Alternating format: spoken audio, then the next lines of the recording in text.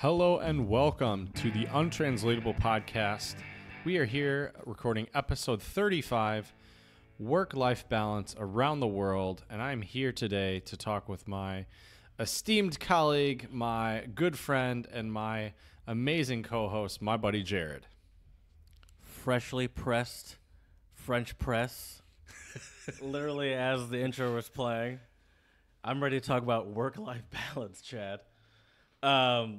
But first, please, everyone, follow us on Instagram. Yes, at Untranslatable Podcast. Twitter, Untranslatable1, the number 1. And you can email us also at the untranslatablepodcast@gmail.com. Tell us stuff, you know. Tell us how your company does work-life, how you manage, not how your company, how you manage your work-life balance. What are some tricks, some struggles you have with it? Absolutely. And don't forget to review our podcast, please, on iTunes. 5 stars are greatly appreciated. We'd also love to hear if you have any topic ideas or let us know what you enjoy about the show. That feedback would be great. Yeah. I agree with that.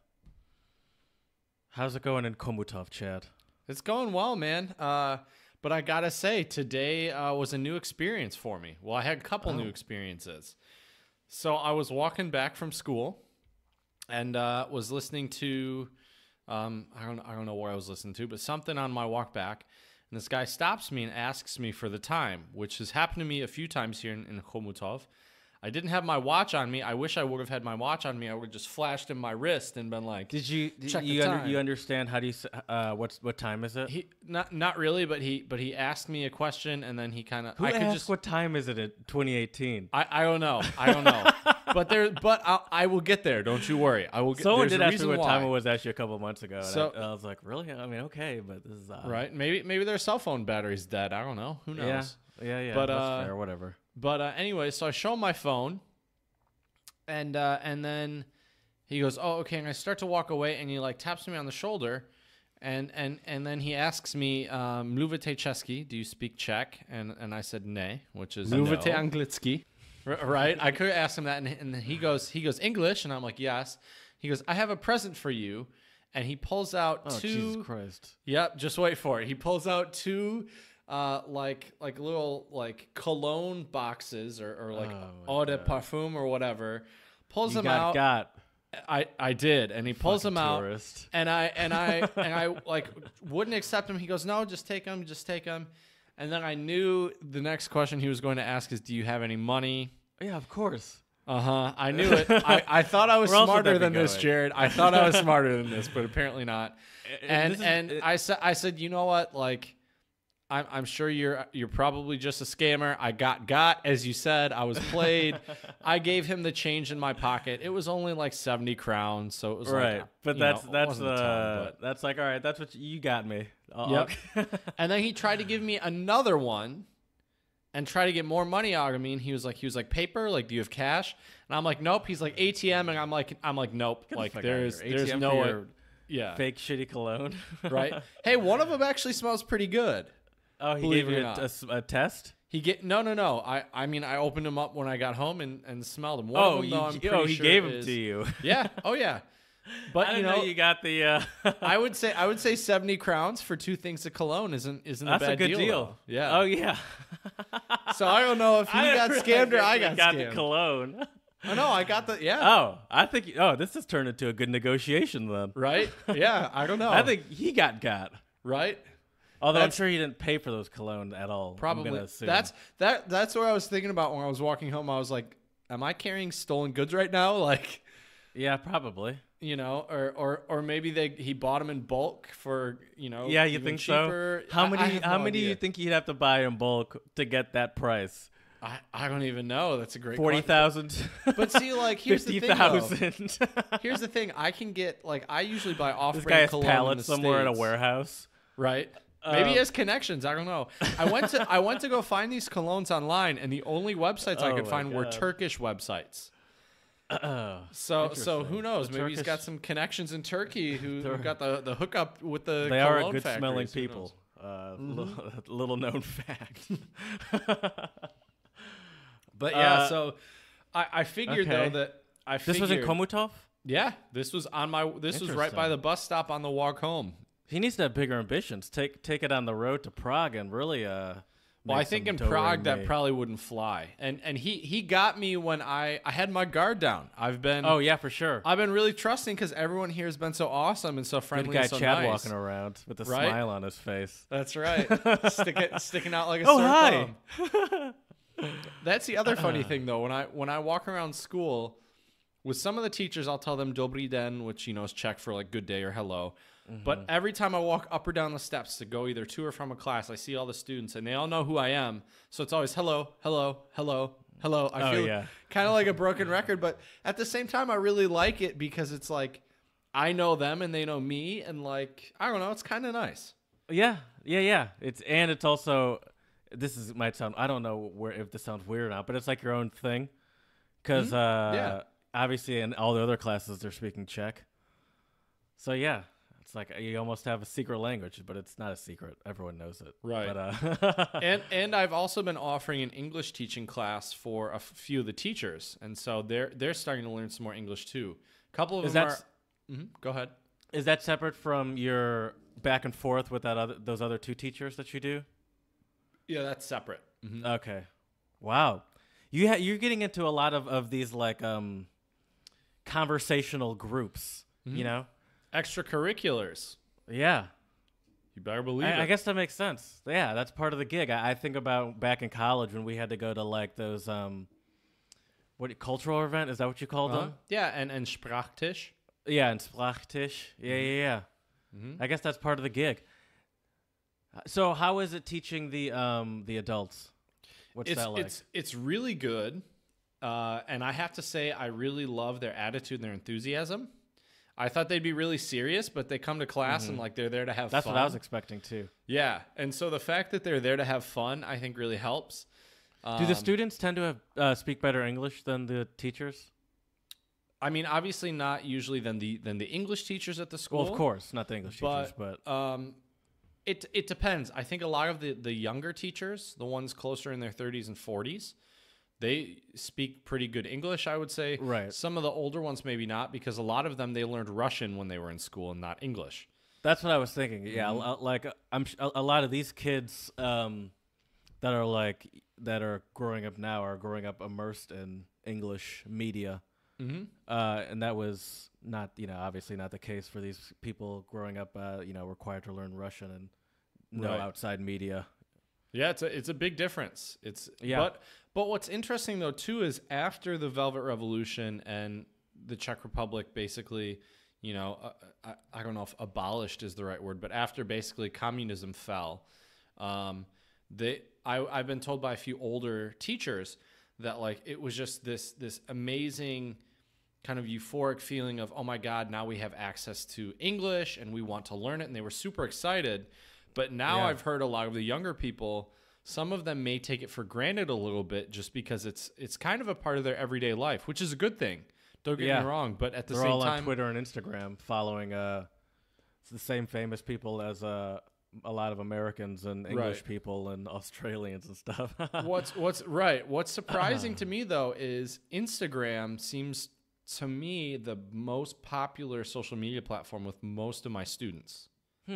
Okay. And I'm not sure if that's because these young kids nowadays are all into selfie culture or what it is, but it seems like Instagram is much more used. Most of them have a Facebook, but they're definitely more like they post more often on Instagram. Interesting. I prefer Twitter, even though I'm obviously do way more on Instagram than I do on Twitter.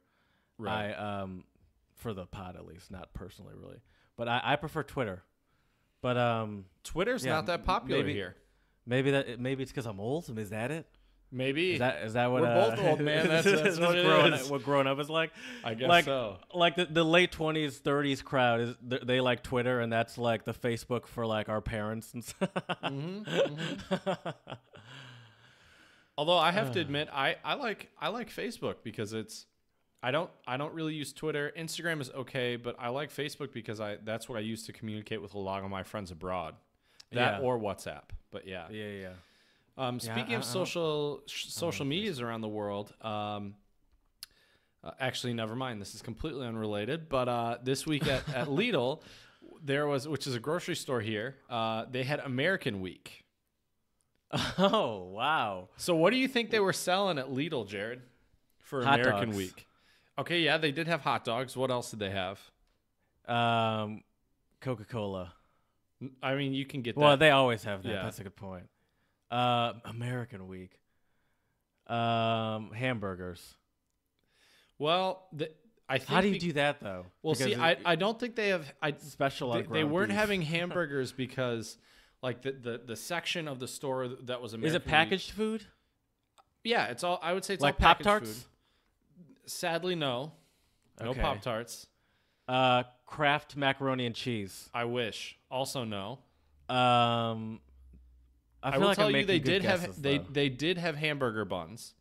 Okay. I think the reason why they didn't have hamburger is because it was burger. it was in an aisle that wasn't like by the cold stuff, right? Right. Okay. I so it got wasn't you. refrigerated. So all right. So I'll tell you what they have, and Yeah, I I'm bought 0 for I bought a 0. couple things as well. Okay. So they had jelly beans.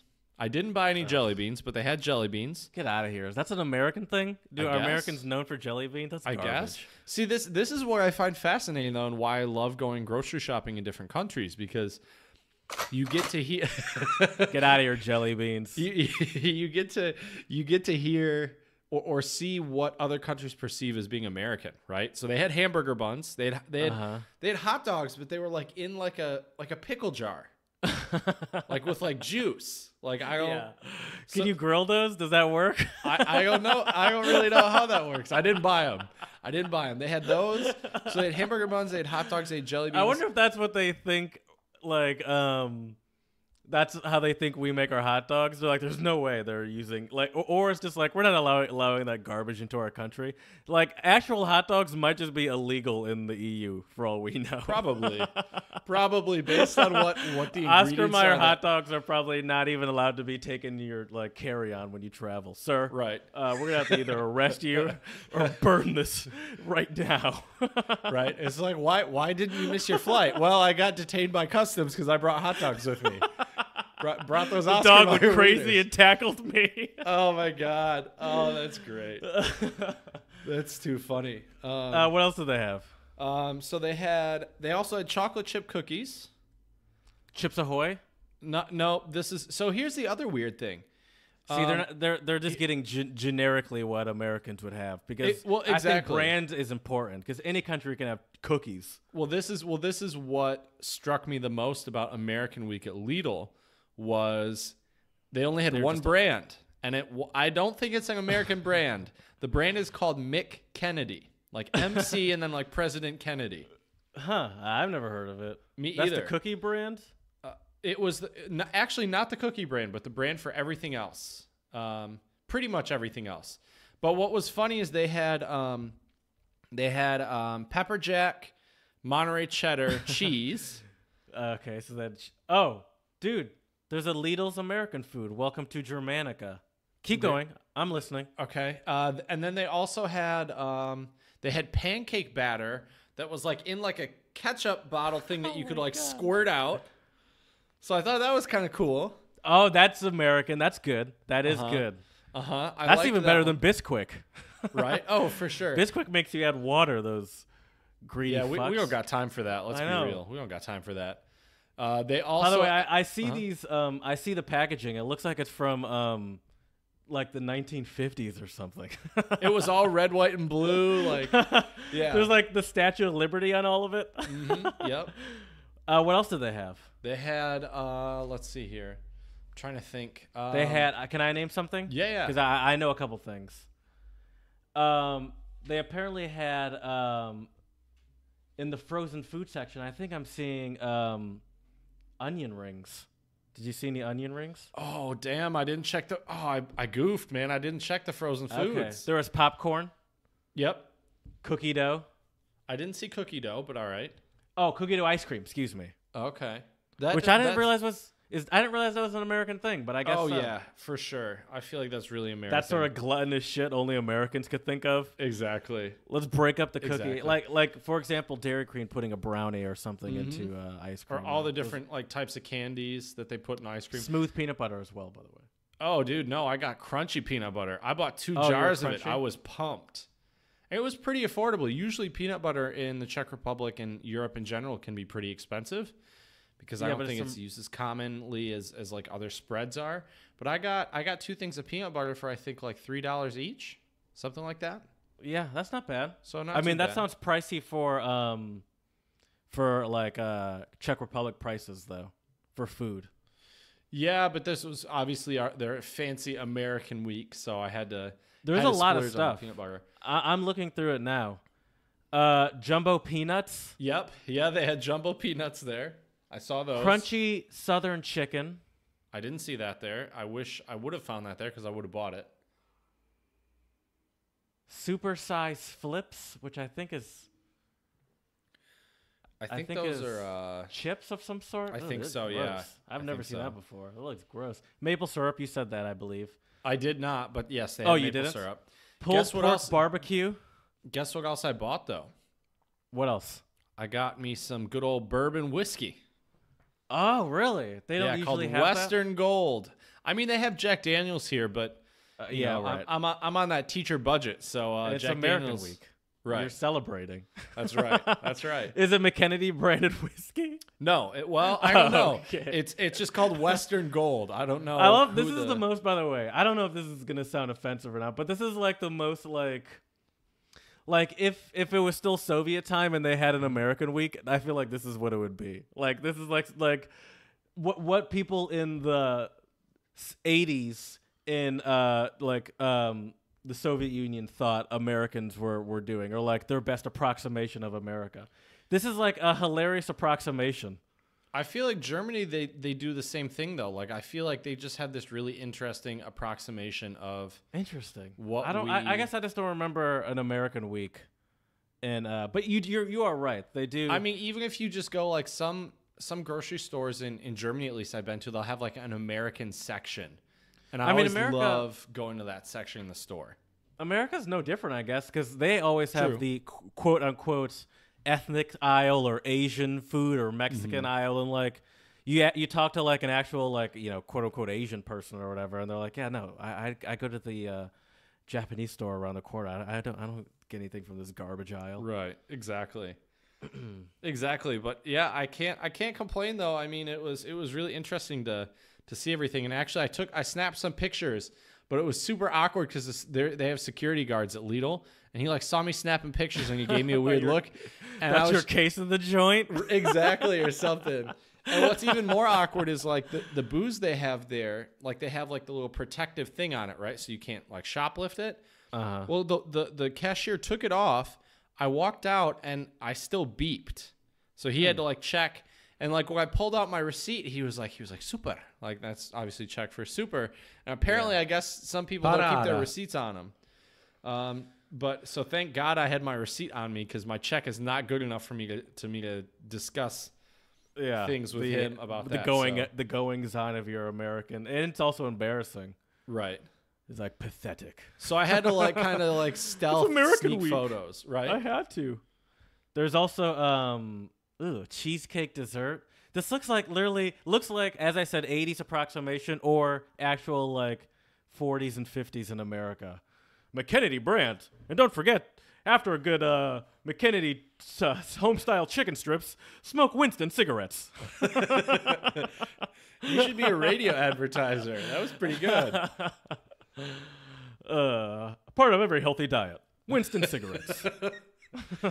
Yeah, it was interesting. I'm pretty excited to try the whiskey though and see if it's any good. We'll see. Yeah.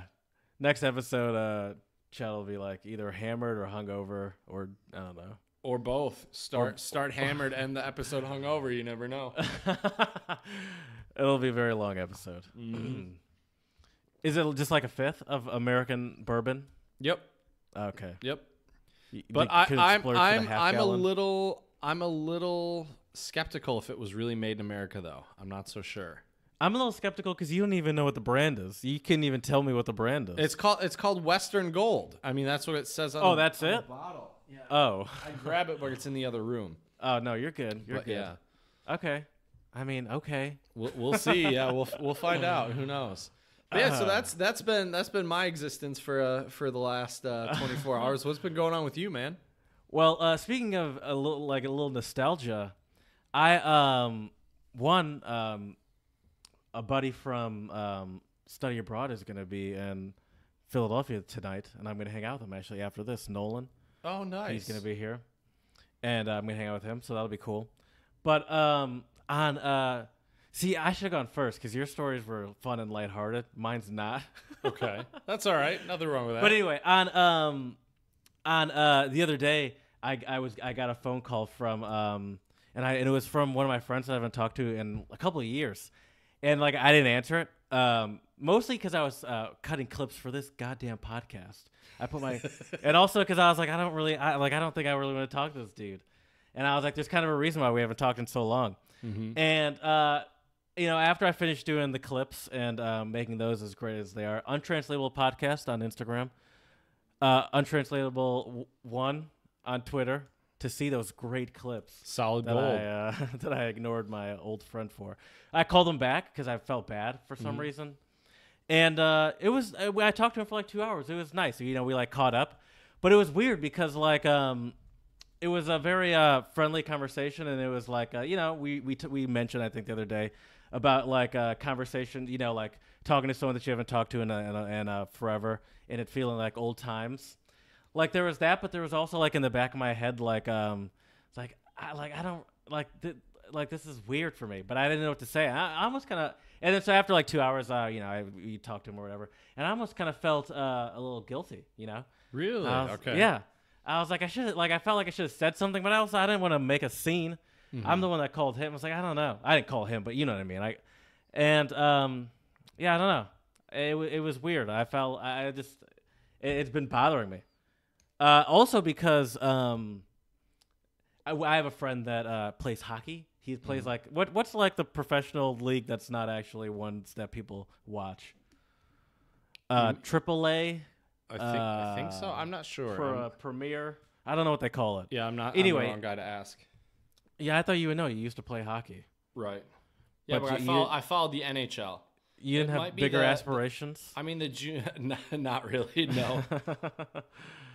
Anyway, he just moved to Reading, Pennsylvania, which is like an hour away, and he's another high school buddy, and I like him a lot. But my buddy that I was conflicted about would talk to him, and the one that I like mentioned that he knows that I live in Philadelphia, and I was just laughing how we both knew that we were like an hour away and no one said anything. But anyway. Yeah, I just felt conflicted about that, and I felt like I had to get that off my chest because I don't know what I should do. Because now the one that I'm conflicted about wants to go to a game with me because my buddy said he'd hook us up with tickets. I was like, oh, that's cool, right. But I was like, I don't know, and I just don't. I feel like it's a conversation that I don't need to have. You know what I mean? Okay. But now that I've opened this door, it's like, well, now that I got it, now you kind of have to, yeah. It's just like I could have just not answered and kept going. It was fine, but yeah, but I mean, it's like one of those things where right now you may not be looking forward to it, but what if you go and maybe you have an awesome time? Yeah, I mean, it's just yeah. I feel like the question is, it's more just we have conflicting views of life. Let's put it that way. Okay. And but do you guys have anything in common? Yeah. He was one of my best friends in high school. So well, see, that's a little tricky though, because you can only get nostalgic about the past for so long until you run out of shit to say. No, I know what you mean. I started feeling that. I started feeling that way when we were talking the other day. I was like, how long are we just gonna like have this friendly conversation? And it's not like we got like into some sort of argument or something. That it was just like it's always fucking social media. You know what I mean? Right. I was just looking. And I was like, I'm not. I like it. Y'all aren't on the same wavelength. We already hadn't talked in a bit, and it's like I can just kind of just back up from it and just go on. Right. And And I kind of had just gone. It's probably been like maybe 3-ish, at least 3 years, because I haven't talked to him at least since I've been here in Philly. Okay. So it's probably been at least 3 years since I haven't talked to him. And I was like, I don't know. It was just those conversations can definitely be awkward. I know exactly what you mean. Yeah, like you could almost feel it, like not even tension, but you could I feel like I could feel that's it's like we both know. I don't know. It's just like this isn't. I don't know. Maybe it was just me. I overthink a lot of things. Maybe could be. I don't know. I mean, I feel like you might as well give it a chance. See what it's like. Worst case scenario, it's awful and it's awkward, and then okay, I won't do that again. You know what I mean? I guess, yeah. I don't know. That's the way I would view it, I guess. I don't know. I just tend to be like, I would rather try something and regret it than not try it and then later wonder and regret that I didn't try it. You know what I mean? Yeah. And I do want to see I definitely want to see the other one anyway. So I can also there you go. Justify it with that. There you go. There's always a silver lining, right? Oh, yeah.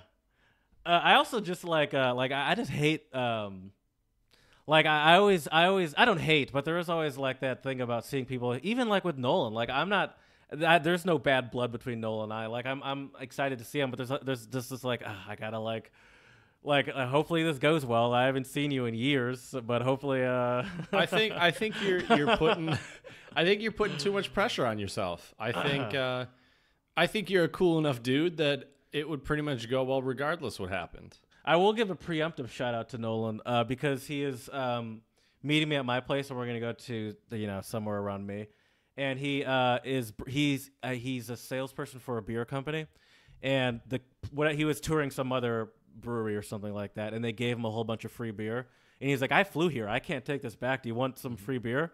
And I was like, I mean, I don't not want free beer. right. Oh, that's great. Yeah, of course. Yeah. Free beer. Let me think about that.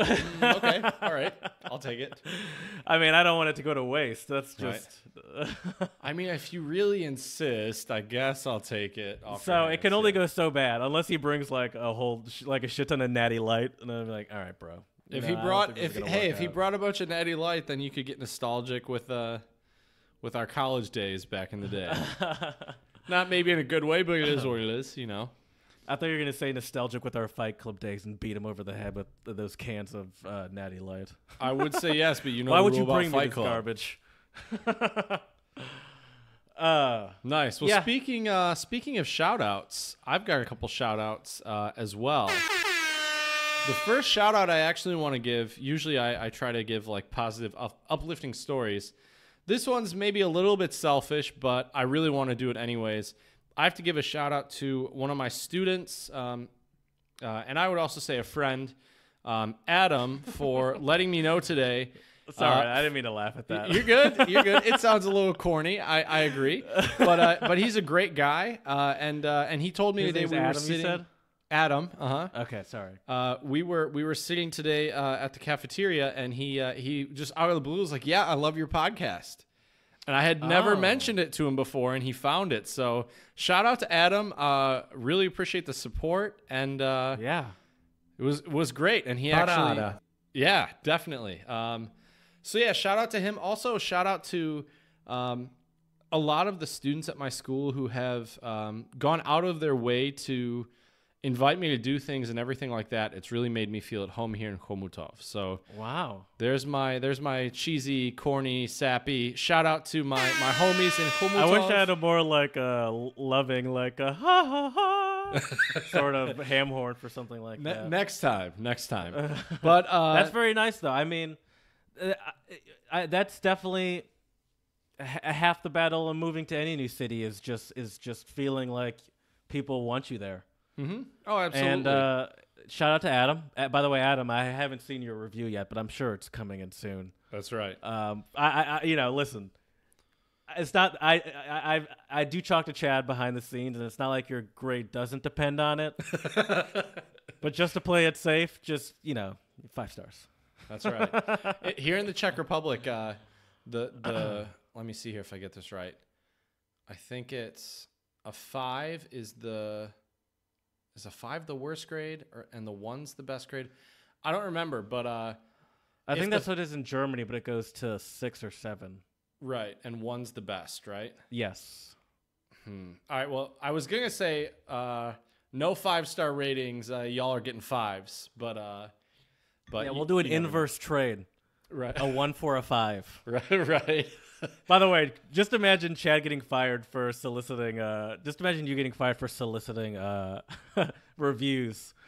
We found out this podcast is now is worldwide known, millions and millions of listeners, and also the Czech English has gone down the toilet for some reason. No one seems the English has attrition rates are just atrocious. Or what if in my classes I just stopped lesson planning? Just, all right, kids, here's a podcast. Just play the podcast. Oh, man, that'd be good. The good news is, though, that explains our listens going up. All right, it's all starting to make sense. Exactly. That's why they're all a huge spike in the Czech Republic. No, but in all seriousness, we really appreciate your support and keep it up. But now I want to move on to some of our other shout-outs. So the first one I would like to give is to a young entrepreneur or young investor. I'm trying to find his name here. I have one. Okay, go for it. Well, it's also a young entrepreneur and a young investor. Mm-hmm. Her name is Rihanna, and a shout out to her because the Super Bowl 53 offered her a halftime show, and she said she turned it down in support of Kaepernick. And I think that's a bold move, especially for someone as big as her that has that's building a goddamn empire. Right. Respect. I think that's for sure. So I thought that was cool. Yeah. That is great. Yeah, I agree. I think it's great when celebrities stand in solidarity with anybody who does any type of activism whatsoever. Most definitely. All right, so I found the name of the person I'd like to give a shout out to. His name is Aben Schwartz, who is marine debris program manager, and he has started a plan to rid the oceans of plastic. So a 2,000-foot-long floating pipe, which is nicknamed Wilson, has now started its mission to collect all the plastic in the middle of the Pacific Ocean. So shout out to you, Mr. Schwartz, for making our world and our ocean a cleaner and better place. How old is he? I'm not sure.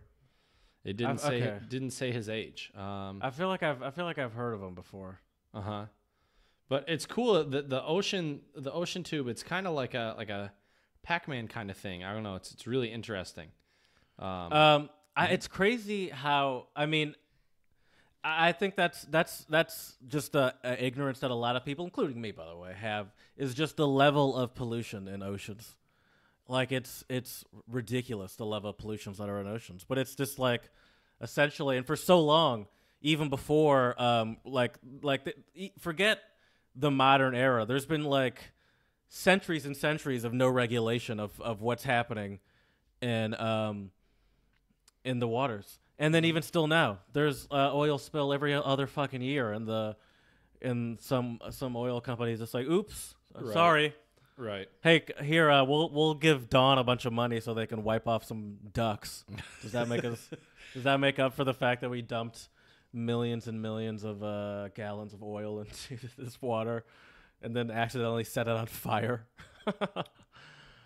Yeah, we live in a dirty place. So shout out to Mr. Schwartz for trying to clean up some of our messes, most definitely.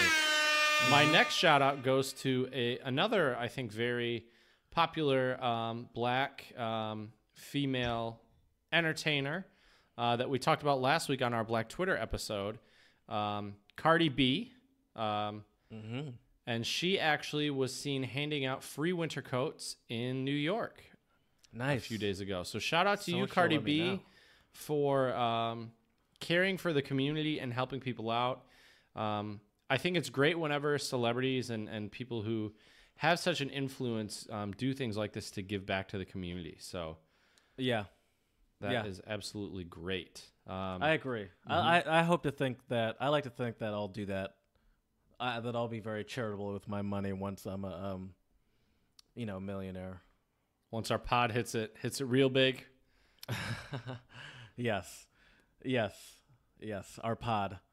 I was just laughing to myself because one of the things that I mentioned my pod to my buddy, and we were talking about money like a little bit, and I was like, the pod is definitely not in my 5-year plan of making me any sort of money. Right. I was like, I need not a better job, but I was like, I'm looking for promotions, motherfucker. I'm actually not.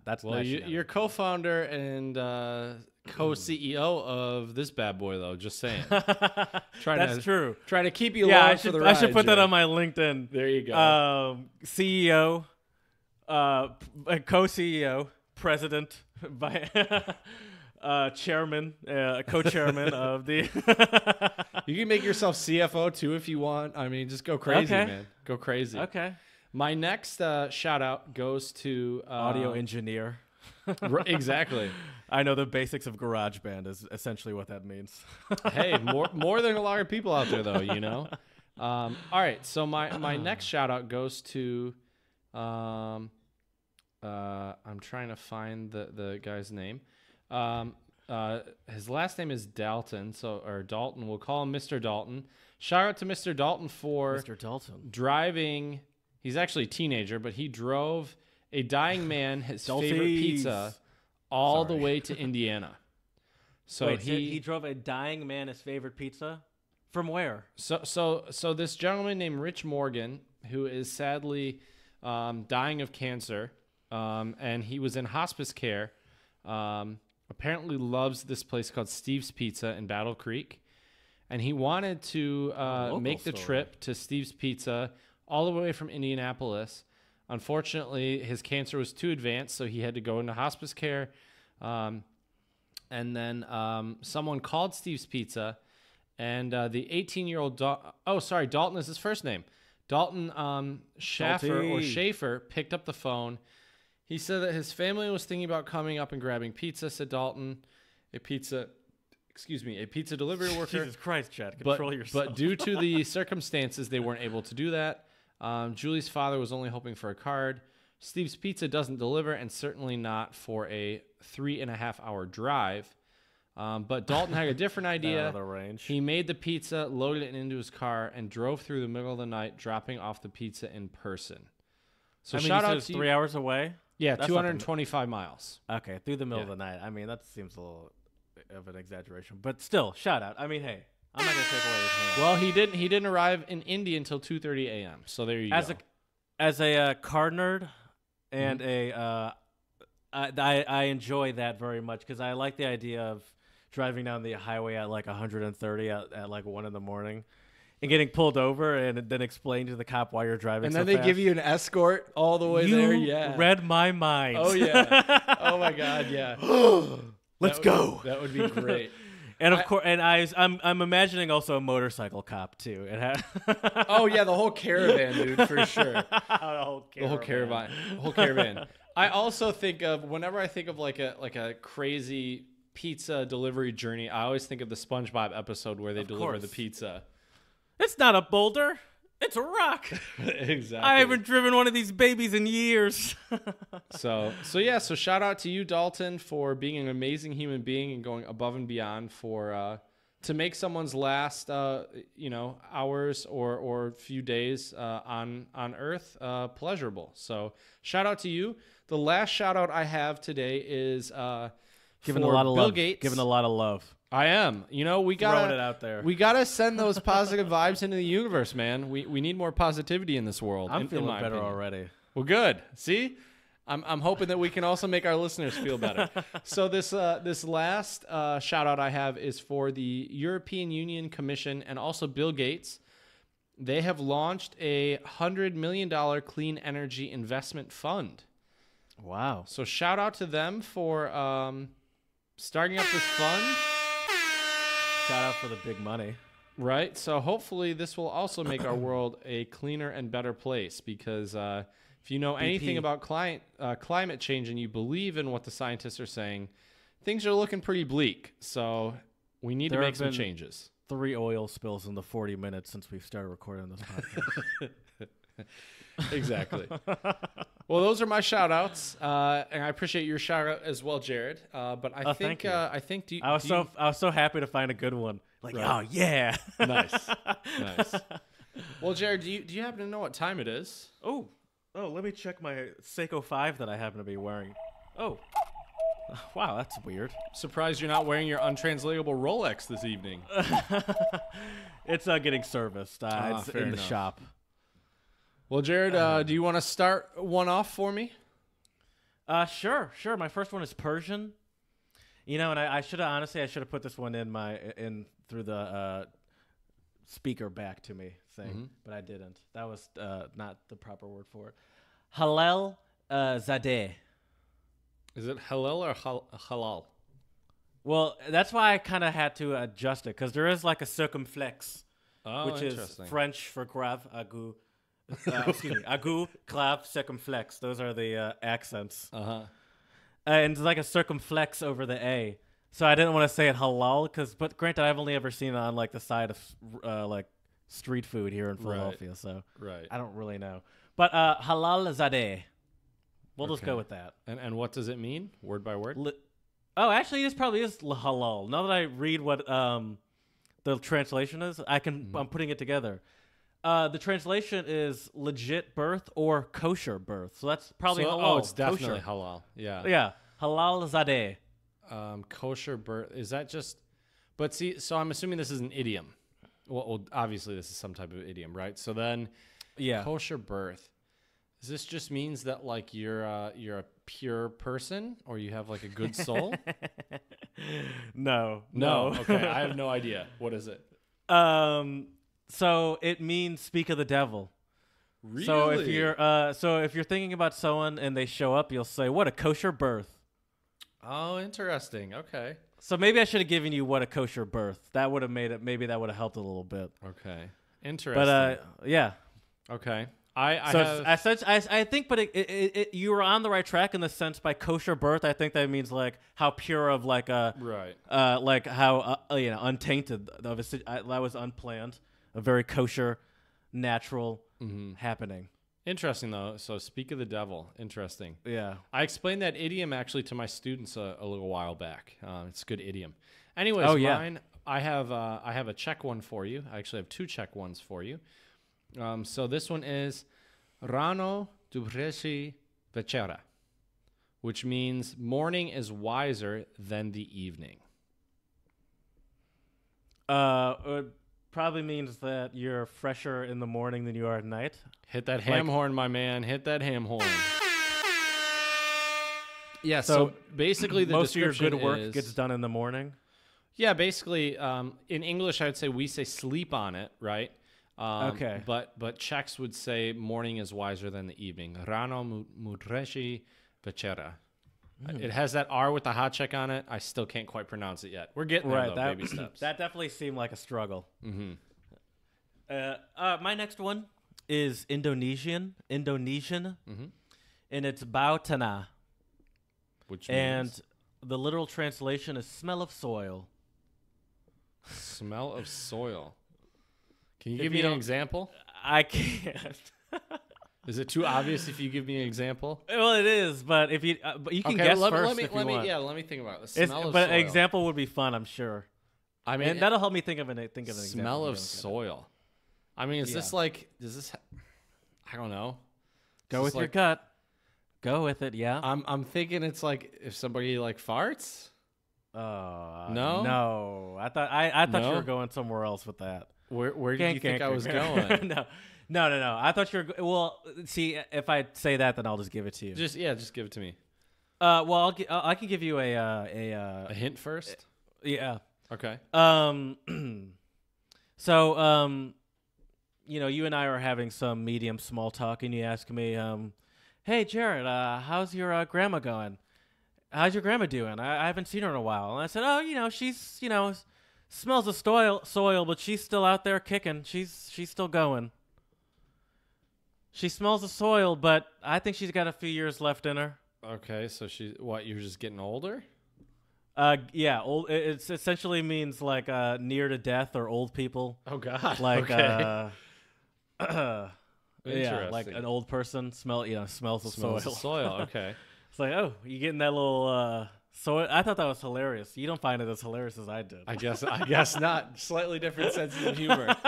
I think it's great. It's I was like, that totally makes I'll sense. give you that. Smell the soil, huh?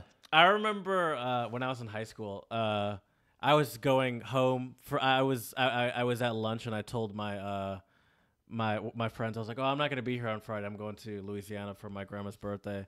She's turning like 94. And one of my friends said, what are you getting her for her birthday? A coffin? Oh God, that's so cryptic. And yeah, and everyone was like, "Oh, that's terrible," and I thought it was a hilarious joke. Nice. And I was like, "I guess I understand why that's bad, but You better share that untranslatable with them then to smell the soil. They might get more of a kick out of it than I did." Yeah. All right, Jared. So I got one. I got one for you, but there's kind of a story behind it. So, I'll tell you the story and try to not give the meaning away. So. First, I'll tell you the untranslatable. It's also Czech, and it is kamarad do dešťě. And that means comrade. It means friend. It means a friend in the rain. And so the story. Well, I'll have you guess first. I think that would be better, and then I'll tell the story. A friend in the rain. Mm-hmm. Like a friend no matter what. Like your ride Hit or that die. ham horn, bro. You're on fire tonight. I think your Czech might be better than mine, bro. Parada. That's my plan. I just play those in my head all day long. Parada. Nice. You'll be set when you're here. You'll be pulling all the Czech honeys with all your good Czech lines and everything. It'll be great. But anyway, so here's the story. So I was teaching in class this morning, and I asked the student a question, and in English he was like, "Yeah, they're like your friend in the rain," and I was like, "What?" And he repeated it like 3 or 4 times. Oh, that's great. And I was organic, untranslatable. Yeah, and I was like, I literally don't know what you mean. And exactly. I was like, I wish I would. I need to put that on my phone so I can play that in class randomly. Actually, can you just bring your microphone to school and just randomly record on the fly? I'm sure my colleagues would love that. My students would probably get a kick out of it, though, if we're being honest. But yeah, it might be some. Adam might be the first one if he gives us that goddamn 5-star review. Right? Exactly. Anyways, so and then I asked them. I'm like, is that like a Czech phrase or something? And they were all like, yeah, oh yeah. And I was just like, oh, interesting. So I also had my. I like it though. Ride or die. I did too. Friend in the rain. And it makes perfect sense to us Americans. Mm-hmm. Or at least to me. I'm not an idiot, though. We don't have any cool... Well, I mean, I think ride or die is a pretty good phrase as well. But yeah, for sure. Ride or die. Friend in the rain is maybe a little more PG-13 or G, which is good. Also, dude, my students tried to pull a fast one on me today. We were talking about abbreviations and like texting and like if you're like typing stuff, right? So obviously they knew LOL and like BRB and all these other ones. But then my students, I asked them which phrases they know, and one of them was like KYS. Do you know what KYS is? Yeah. What is it? Kill yourself. Okay, see, I didn't know it. And they made me look like such an idiot. They were like, what did they say? They said, keep yourself safe. And I was like, oh, that's really nice. And then they all started laughing. And I was like, you kids just, you fooled me. Completely fooled me. Had they have not laughed as hard as they did, I wouldn't have known the difference. You'd have to, I'm surprised they know it. That's not, I never really see that. You don't see that kind of stuff on Instagram. Granted, I rarely even read people's captions on Instagram. Like, if a caption is more than a paragraph, I'm out already. It's like, I don't care if you're telling me about your battle with, I'm not going to even finish. Not going to go there. Fair enough. That's nothing I say is going to be good. Right. But I'm still not going to read it, is what I'm getting at. Yeah. And so they almost pulled a fast one on me. But then it made me think, like, obviously. That's hilarious, though, if you would have started using it. Right? Like, write it to people and, like, start getting blocked and shit. Like, why is everyone mad at me? You've been telling them to kill yourself. Oh. Well, then. Okay. I had a friend that, in college, she took a picture doing the, well, I have to explain it for the listeners, doing the V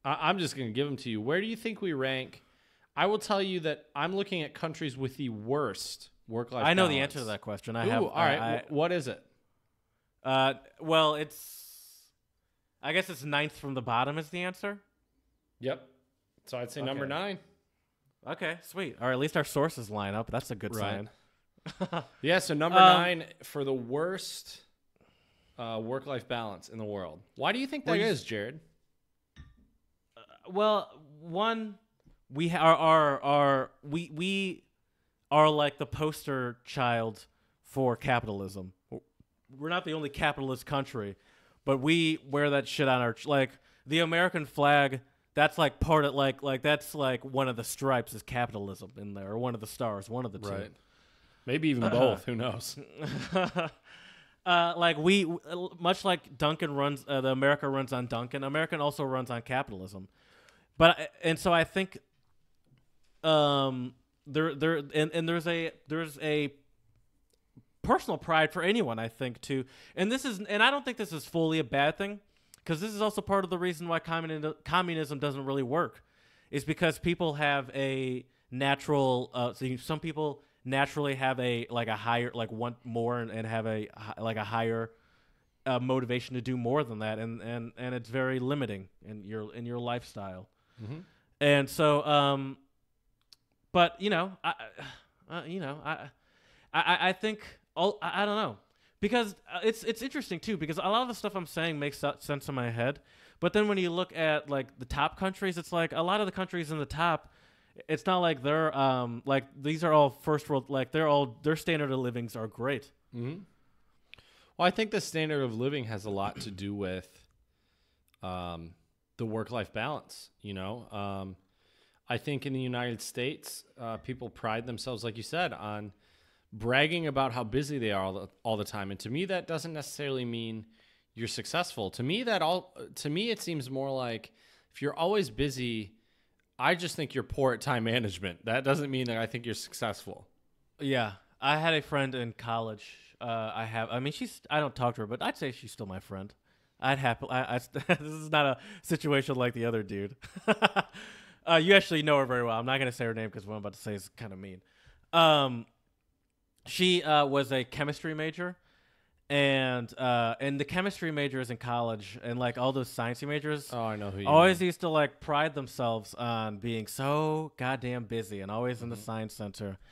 And I was just mentioning some test I had and that I had done well on it. It was like some econ test, and yes, and I said to her and my other buddy, I was like, oh yeah, I did well. I got like a 95 on this test. She's like, yeah, but I mean. You're in, you don't do, I do chemistry, so it's a lot different. Like, I was like, maybe I'm just like either smarter than you or better at studying than you. It's like, or maybe you chose the wrong major. Maybe you shouldn't be choosing a major that requires every bit of your life. I guess that kind of goes along with work-life balance. Mm-hmm. It's like 100%. I found a major that I can manage to do other things than spend my entire life studying just to get by. Right. I agree. And sadly, I think that kind of work-life balance in college, if it's already off balance, it's usually not going to get better when you start working full-time. Yeah. Yeah. And I think that's part of the American mentality, where it's like, you may be doing well, but I'm working harder than you. It's like, what? To me, it always seems like it's a comparison contest. It's always like either a comparison contest or what I like to call like the suffering Olympics, where it's like I studied 5 hours. Oh, you only studied 5. I studied 6. Like, but that's not even. But that goes past school. I mean, people do the same thing when they talk about working like 40 hours a week. It's like, oh man, I never work less than 60 hours a week, really, to be honest with you. Right. Or it's like, oh, I don't remember the last time I had a weekend to myself, or either my phone's blowing up or whatever. I feel bad for those people. Yeah, I do too. My parents, not really. My dad was kind of good at it. My mom was kind of. No, actually, yeah, both my parents were kind of those people, but they're also, I would say, successful people. Mm-hmm. So it does. I mean, to a certain extent, it also kind of works. I wasn't trying to say it doesn't work. No, I know. But no, I'm with you. It does feel like what is the point of the whole point of the balance is what are you working for? Mm-hmm. Are you working just to keep getting more? Or are you working to have a higher standard of living, to enjoy life? Mm-hmm. And you can't. And I mean, people claim that they enjoy working, but it's like I don't know. I don't know. I just and I or maybe and sometimes I wonder if that is true. Are there people that like, if you find something that you really like people always talk about how Elon Musk sleeps on the floor under a cubicle, in Tesla offices to make sure, people still can't get their fucking cars. But anyway, wake up, Elon. Well, he's not there anymore. Remember? No, he's still there. He's just not the chairman of the board, but he's still the CEO, and he's still gotcha. So this took away a little bit of his decision-making power. Mm-hmm. It's like people like that's like that. Look at these pictures. This is what it takes, and it's like, I mean, I guess, but like I guess maybe I'm also talking about outliers, because I guess my main question would be is like what gives you like joy out of life, and what do you want from life? Because maybe that's what they want, right? Yeah, because there are people that say, question. I can't relax, I can't. Right. I also feel bad for those people. Me too. I can relax. Yeah, me too. I tell you what, if relaxing could be a full-time job, I would be maybe the best at it. Who knows? I don't know if I'd be the best at it, because I do like to. There is a point where I'm like, I got to do something, but I was I'd say surprised and not surprised about some of the other worst work-life balance. Which one surprised places. you out of the worst? Well, number 10 is New Zealand. Mm-hmm. Number 8 is Australia. Australia surprised me, because Australia is usually on the list of like greatest places for vacation time. Yeah, but vacation time isn't permanently living. That's true. And that's different, because maybe you get great vacation, but to get that great vacation, it's like we're gonna work you like dogs, right? Exactly. While you're here. That's a good point. That's not a Well, I guess I'll just go down the list at this point. So 9 we said was the U.S. 7, and this is descent. So number 1 is the worst, by the way. Yep. Just letting everyone else know. Number 7 is South Africa. I mean, I don't know enough about South Africa to have any sort of real opinion on that. Number 6 is Iceland. That one kind of surprised me. Yeah, me too. Because you think you get like the same sort of reputation of some of the other very forward northern European countries up there, which a couple of those are actually in the top. We'll get to that. I don't want to get ahead of myself. Number 5, Japan. That does not seem surprising to me. I thought it would be higher, to be honest. They have a very they also have that similar sort of American mentality in that, like, when it comes to working. Some would say there might even be stricter. Did you know there's actually a Japanese word called karoshi that means to die from being overworked? A little bonus untranslatable. Karoshi is Japanese for to die from being overworked. The clock is never wrong. Wow, That's right. That is so weird. This is why I need to get this Rolex service so often. You guys don't realize the complex movements involved in this clock to always know when it's time for an untranslatable. It's my Seiko 5 is smoking right now. It is. It can't keep up. So we had Japan, then Korea, right? Yes, which has a similar sort of, I'd say, reputation as Japan as far as that work mentality. And it's also I think what Japan and Korea have more as far as, this is all stereotypes, by the way. Go back. I feel like I need to mention this, but what they have more of a also reputation for is also the pride part of it. Where there's a lot. I think there's way more pride infused into it there than here. Here meaning the United States. I would say America. It's pride and also honor and reputation. Definitely. Yes. Definitely. Yes. Yeah. Then who's next, or which country is next? Israel. Mm-hmm. That I don't know much about Israel, but for some reason that doesn't surprise me. Okay. They seem. I mean, because they do have like Mexico. That also, I wouldn't say surprises me. Also, because that also doesn't surprise me, because it's a very industrial country, and there is a lot of cheaper labor, so that probably doesn't help. Right. And Turkey's number one, which kind of surprised me, to be honest with you. Yeah, me too. I would not have expected Turkey to be number one. Yeah, as the worst place for work-life balance. Do you have any sort of reasons why, by any chance, Mr. Statsman? Well, I can. Well, let me tell our audience, our listeners out there, what these, how these countries are ranked the way they're ranked. So these scales are based off of working hours, time for leisure and personal time, employment rate of mothers, and that's it. So those are basically how they basically do this index of which countries have the worst work-life balance. Which I don't know about vacation time in some of these countries, but I know vacation time in the United States is not very good at all. Yeah, but I think more than vacation time, I for some reason, I get the sense that even though vacation time is factored in, I'm sure it is, because that's a part of work-life balance. I feel like that's not a main part. Like that's not like there's a lot more variables in it than just vacation time. Like the mothers thing. I didn't even think about that because I'm a selfish man. Right. I didn't even think about like when I look at some of the countries that are in the top 10, it's like, oh yeah, these countries are notorious for having great like maternity leave. The Czech Republic is also a country with really good maternity leave as well.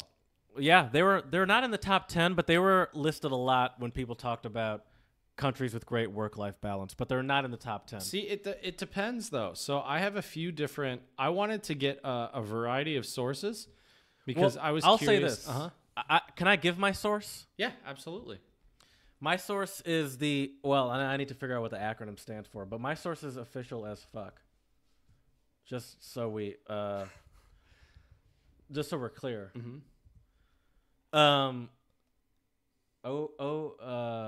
It's the OCED, occupation. Oh, jeez. OECD. Oh, is it OECD? OECD. I'm seeing OCED. Oh, it is OECD. Organization for Economic. How did it change to OCED when I copied and pasted? Anyway, Organization for Economic Cooperation and Development. Right, and I'm assuming you got yours from Statista. Oh, they fucked it up in the article. That's what it was. Oh, interesting. Wanda Seeley. There is. call it about. Yeah, from Statista. Yeah, at least, or that's where I think we're looking at the same chart. But yeah, I got mine from a website called Statista, which is the statistics portal. I use them for work sometimes. Oh, nice. Don't tell our competitors. Right. I was also curious though to see what kind of people's opinions were. So I also found a website called Internations, which this is from expats, so expatriates living in foreign countries. And is it cool with you if I list the top 10? Parada. Perfect. So number one, which comes to no surprise, I think, is you're good. Is Denmark. So Denmark, they work on average 39.7 hours per week versus 44.3 hours globally. And expats who work full-time in Denmark have the shortest working week out of the top 10 countries with a great work-life balance. And this could be a benefit which really attracts a lot of highly educated expats. Most expats, not most, but a little bit less than 50%, 47% have a master's degree or similar, and 12% hold a PhD, which is actually double the percentage of people holding a PhD globally. So this is, so Denmark is number one for, according to the OECD. God damn it. Was her name Sandra? Was that her name? I don't know. Now she's fucking me up. It doesn't matter. According to the OECD, Denmark is number 2. Okay. On the top 10 list. And this isn't really a specific stats list. This is just what No, what I expats know. voted. Number 2, this one really surprised me, but I've never been there before, is Bahrain. Okay. Because they said that it's a good place to move for work. You can still find time to relax after a day of work. Do they allow booze in Bahrain? Bahrain? There's one country around. Oh yeah, I think they do. I think people go from UAE to Bahrain to get alcohol sometimes. I have no idea. I don't know. Number 3 though is Norway, which also doesn't surprise me. Okay, yeah. Expats in Norway are highly satisfied with their work-life balance, 72%, and their working hours. So they spend an average of 42.9 hours, which is still lower than the like global average of 44.3 hours. And you get fairly decent income, but also it's expensive to live there. Number 4, though, according to expats. Norway is number 6, according to the OECD. Oh, interesting. Okay. Interesting. Number 4, though, is my current home country for this year, which is the Czech Republic. What's interesting, though, is expats in the Czech Republic actually tend to work the longest hours of the top 10 featured countries. So in the Czech Republic, they actually work about 44.9 hours a week, which is slightly above the global average of 44.3. However, people are still very satisfied with their working hours as well as their work-life balance. Some expats say that their working conditions are excellent. Their employers offer them a lot of benefits, including more vacation days and good health care. And also for job security, a fun fact for you, Jared, in the Czech Republic right now, they have one of the lowest unemployment rates they've had since the fall of communism. In theory, during communism, everybody was employed because if you weren't employed, you'd actually be sent to jail. So you had to have a job. But yeah. So the Czech Republic is number 4. Mm-hmm. So oddly enough, country number 5, I believe also was on the worst list of countries according to the OECD, but it is New Zealand, according to expats. Apparently, 26% of expats moved to New Zealand for a better quality of life. Okay. So kind of interesting. What's also interesting, though, is that it's clear that work isn't their main priority there. Only 73% of the expats in the country works full-time. I'm sorry, you kind of blazed past the Czech Republic. I had a question for you on that. Oh, sure, go for it. Would you say you've noticed any change in your work-life balance since you've been here? Well, before I started doing the extracurricular clubs, I was out of the office by. Does that count as work if you're not getting paid? I mean, I would consider it work. Okay, just curious. I mean, I would consider it work because it still consumes my time, and I'm still doing some type of teaching. I guess that's why I would consider it work. I live literally 30 seconds away from a fire department. That's why this happens every goddamn episode. Can you really hear it in the background? I don't know. I don't know because I can hear it through my headphones because it's right in front of me. I think you can. Sometimes. I could hear it, but I don't know if it picks it up on the. I think you never even listen to the episodes. How would you know? I do, believe it or not. Oh, do you really? Yeah. Oh, yeah. But anyways, yeah. So I would say though here in the Czech Republic, it really depends because I see some teachers who will stay late and work until 5, sometimes even 6 in the evening. But they could choose to do that work at home if they wanted to. Also true, yeah. But I would say it seems like here I have a much better work-life balance than I did in the States. But I also have, I think here there are less things that I'm doing. You know, when I was in the States, I would have a couple different jobs. Here, really, I only have my one main job at the school, the technical school I'm teaching at. So it has like changed my work-life balance a little bit. Does it kind of feel like you're like studying abroad or something? Yes and no. I would say no because I'm actually working. Yeah. I would say yes because I've been doing a lot of traveling, if that makes sense. Okay. Yeah. And you have all these, and you do have the American friends too. Mm-hmm. Mm-hmm. Acquaintance friends and David. I would say friends. I would say over the past weekend we definitely became friends, some of us. Okay. But yeah. So yeah. And have you had any national holidays since you've been there? Yeah. A few weeks ago they had St. Wenceslas Day, who is Saint what? Wenceslas. Okay, that's fun to say. Wenceslas. I think in Czech it's just Václav, I'm pretty sure. Okay. Not as fun. But I could be wrong. But yeah, and he's St. Wenceslas is actually there's a really famous square in the Czech Republic where he's like on a statue on a horse. Oh, okay. And then actually on the 29th and the 30th we have fall break. So This we'll is have 2 days? those 2 days off from school. What's the point Monday of that? And Tuesday. What? What's the point of that? Relax. I guess. I guess I don't complain about it, but it's just hilarious that they even call 2 days of fall break. What's interesting though is I've heard from other teachers that some schools actually will do a full week off, which that to me is more of a fall break. Yeah, same. A full week off. That's what I would think for a fall break. Right. But it is what it is. Anyways, so yeah, 5 was New Zealand. 6 is Sweden. Yeah. Which I'm surprised Sweden didn't rank higher on the expat list. According to OECD, guess what number they are? I guess you know the answer. 3? No, number 7. Really? Okay, interesting. Yeah. It's not all rainbows and sunshines in Sweden, everyone.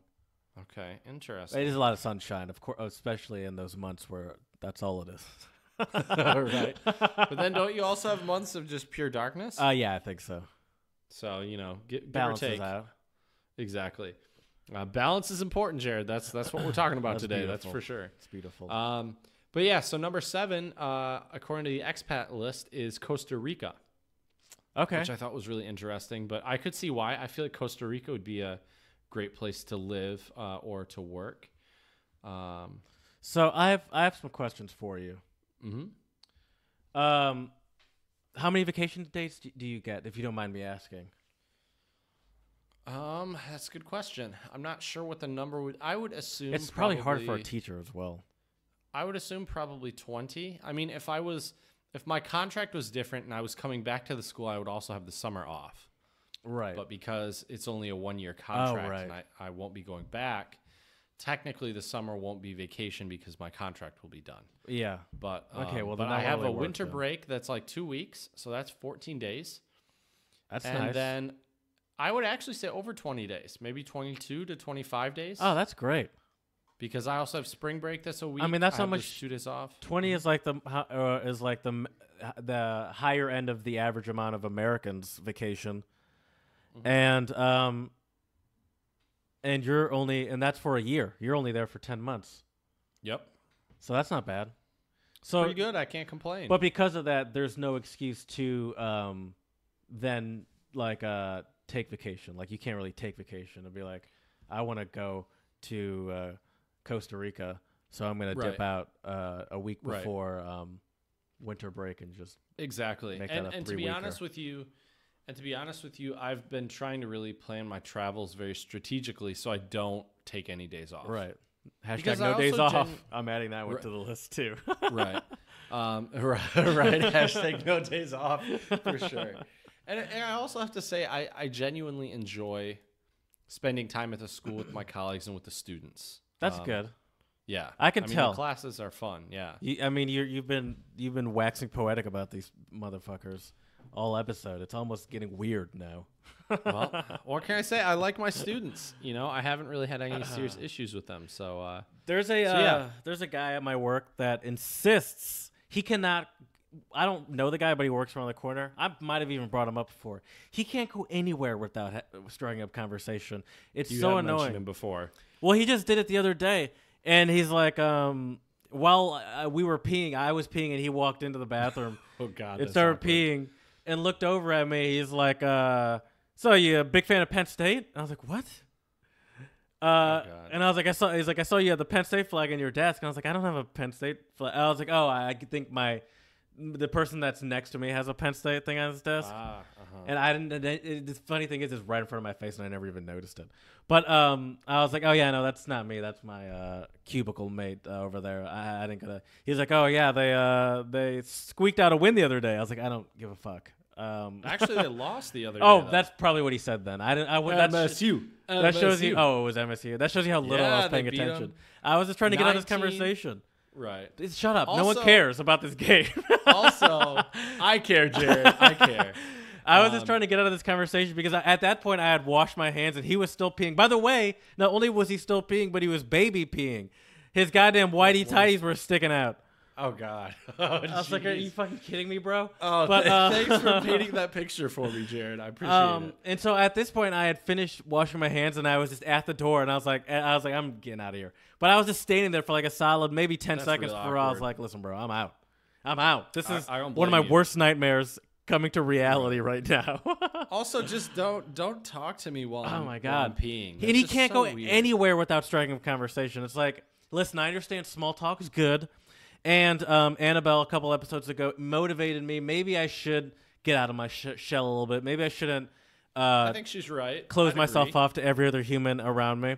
However, we work together. Like, we don't work together. He's like, but obviously we work for the same company, is what I'm saying. Right. So I was like, dude, we work right around the corner from each other. We're gonna see each other all the time. We don't have to strike up a conversation every single time we walk past each other. Especially while you're taking a leak. And also, does he not notice? Well, clearly he doesn't. That it's just him doing it. I have yet to strike up nary a goddamn conversation. I have nothing to tell you. Right. Oh, man. But I also, I don't know if I feel sorry for the guy, but also I'm like, man, I don't know. It's like, what's going on, man? He's just trying to get that work-friend balance going, trying to be a sociable guy. You know? I mean, but I think that contributes to work-life balance is liking the people that you work with. Mm-hmm. I would agree.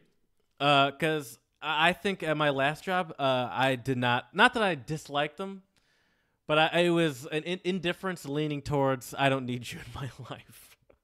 That's fair. But I wouldn't say I dislike them. It's like, I'd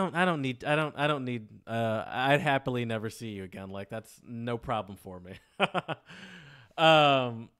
I think it definitely helps liking especially now where I'm like in these cubicles where like I'm kind of in an open cubicle situation. So it's like, if I didn't like these people, it would be hell because they'd be right there all the time. But I think it does help to also at least like the people around you. It also helps to not strike up conversations with people while you're peeing with your pants down like a 5-year-old. Also true. Whew. I also didn't know that people still wore whitey tighties. I mean, he's in his maybe 60s, early 60s, 50s, 60s. He could be in his 50s and just not aging well. Old school. He's skinny, but old school. He's skinny, but he's just not. I don't know why I'm getting so much in this guy's appearance now. He's a nice guy. I like him. anyways, number 8 on the expat list is the Netherlands. Which I thought would be higher up, to be honest. Which, if you go according to OECD, it's number 1. Really? Yeah. Okay. That's the big daddy right there. Okay. Big Daddy Netherlands. Nice. Yeah. Apparently they let people smoke weed in all offices. Every single one, apparently. Sounds like Canada. Oh yeah. Shout out to Canada. The late shout out. In the words, as Chad would say, 420 smoke it, bro. He says that to me all the time. It's are those my words? Okay, Jared. Whatever you say, buddy. Every time I well, at least for me, it's 10 o'clock, but it's 10:20. But hashtag no days off. Hashtag hustling. Hashtag grinding. Hashtag 420 smoke it up, bro. Oh God. By the way, my buddy Nolan, I have an Instagram, personal Instagram. And I had a picture of me when I was in New Orleans, and I was smoking a cigar. And my buddy Nolan, who I'm about to see today, put a comment on it that said, "Smoking a big old doink," which I believe. I had to actually literally Google it. I had to Google it. And according to Urban Dictionary, I'm only an old fucking man. According to Urban Dictionary, that's like slang for a joint. And when I looked at it, I was like, yeah, I guess it kind of does look like that. And I was like, I'm on a public street. Do you think I'm just? And I literally corrected him. I was like, well, actually, it's not a big old doink. It's a medium-sized cigar. Because I'm like, I'm gonna have my dad looking at this, or like my somehow some coworkers gonna see me be like, Jared, why are you smoking big old doinks? Like, I'm not smoking doinks. If they even know what that means, I've never heard that word in my entire life. Well, all it before. takes is one Google search. I didn't know what it was either. Right. I think it was used in some sort of movie. I think that actually, we have been talking about movie slang. I think I'll look it up now on my work computer. I'm not going to look it up now. While you're doing that, No, I'm not gonna look it up. Don't worry Country about it. country number 9 is voted by expats is Oman. Okay. Which I have a friend who's taught English in Oman, and she loved it there. By the way, we have a listener in Oman, so shout out to you. Yeah, thank you. Did you know I that? appreciate it. I did. Yeah, I've been looking at our stats. Yeah. We see you, Oman. We do. And we see you. appreciate you. Absolutely. Just one And sole person. Hit us up. Let us know what's Send us what's a so great 5-star about the work-life balance, or a 5-star review. Jared's really pushing for it. So yeah, and number 10 is Malta, Okay. which I thought was interesting. So if you're looking for a better work-life balance, talking to you, my fellow Americans, check out some of these countries. What do you think are some things that can contribute to a better work-life balance for your average American? Because I have some thoughts. Okay, that's a great question. I would say that the biggest, yeah. Let me preface by saying it is tough because your field, some of the stuff I'm going to say doesn't apply to you. Right, that's fair. And some of the things that I'll say will most likely not apply to you either. Right. But Beat the I would kids. say, I would say though the biggest thing for I think any work-life balance, whether you're a teacher or anything else, is what I always try to do is leave work at work, and when I come home, I don't do any more work. I don't Yes. check my work email. Disconnect. Yep, it's very important. I do not put my work email on my phone. Most of my coworkers, I believe, do have the work. Actually, one of my coworkers, the one with the goddamn Penn State thing that got me talking to pantsless Pete at the urinal the other day. That guy, he has a I forgot what we're talking about because I got caught up with pantsless Pete. I'm not even kidding. Pantsless Pete. New hashtag for you. What were we talking about? Work-life balance and leaving work at work. Oh, he has a a Google Voice number that he gives out as his cell phone number. So essentially, when he can have it like turned on, or when he goes home, just like turn it off, and so he can like not even have people call him. Granted, I rarely give out my cell phone, and I don't have a kind of job that requires people to really hit me up like that. So Right, that's fair. that's a good one. I agree with you on that one, and I'm a firm proponent of that too. Leave and even sometimes I would say, even if that means you staying longer, and obviously that's a little counterintuitive to work-life balance, but I'm going to assume and hope that if you're also trying to achieve this work-life balance, you're not just consistently staying like hours and hours after and be like, well, I'm leaving work at work, but I'm also working until 9 o'clock every night. Right. Definitely. I think, though, too, if you're working that late, you either need to reevaluate how you're getting your work done, because I feel like you're probably screwing around too much at work and you're not focusing enough. Maybe. Yeah, it's like, is there any job that exists where you need to put in, I guess unless you're Elon Musk and you're trying to build cars. But, I'm talking about normal people. Is there any job that really requires that much work? And if it does require that much work, do you think, are you being paid adequately for the amount of time you're in that office? Like if you're just some sort of analyst or some middle management person that's like work to the bone, it's like, is your $90,000 paycheck worth it? You got, you have 2 kids. Right. I don't know. I'm now just making right. Well, yeah. I mean, you definitely have to look at the sacrifices you're making for that time, and maybe money is enough for you. And okay, I get more money, so I'm happy to work these extra hours. Mm-hmm.